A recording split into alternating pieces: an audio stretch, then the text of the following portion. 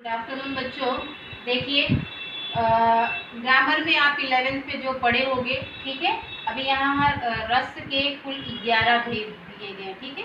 11th में I think 5 या 6 भेद होगा, आप पढ़े होंगे, लेकिन मैं आपको पूरे 11 भेद बताऊंगी, ठीक है। जिसमें से देखिए, रस के भेद है। पहला श्रृंगार रस, हास्य रस, वीर रस, शांत रस, करुण रस, रौद्र रस, अद्भुत रस, भयानक रस, विभत्स रस, भक्ति रस और वात्सल्य रस। ये भक्ति और वात्सल्य रस बाद में ऐड किए गए हैं।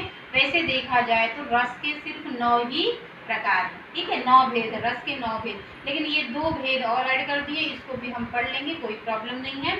देखते हैं, पहला है श्रृंगार रस, ठीक है। श्रृंगार रस का स्थायी भाव रति होता है। रति, रति नहीं रति, रति माने प्रेम। जहाँ पर जिन पंक्तियों में आपको प्रेम की अनुभूति होती है, प्रेम का ज्ञान होता है, प्रेम का आभास होता है, वहीं पर आप श्रृंगार रस लिख दो। ये श्रृंगार रस की पंक्तियां हैं। फॉर एग्जाम्पल, जैसे कौन हो तुम बसंत के दूत, विश्व पतझड़ में अति सुकुमार, घन तिमिर में चपला सी रेख, तपन में शीतल मंद बयार। ठीक है, यहाँ पर इन पंक्तियों में एक नायक है और एक नायिका है, ठीक है। इनका उल्लेख किया गया है। श्रद्धा नाम की एक नायिका है और मनु नाम का एक नायक है, ठीक है।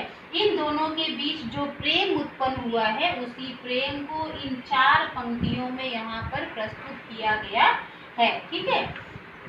इसमें क्या होता है, विभाव, अनुभाव व संचारी भाव से पुष्ट है। इसमें विभाव है, अनुभाव है और संचारी भाव।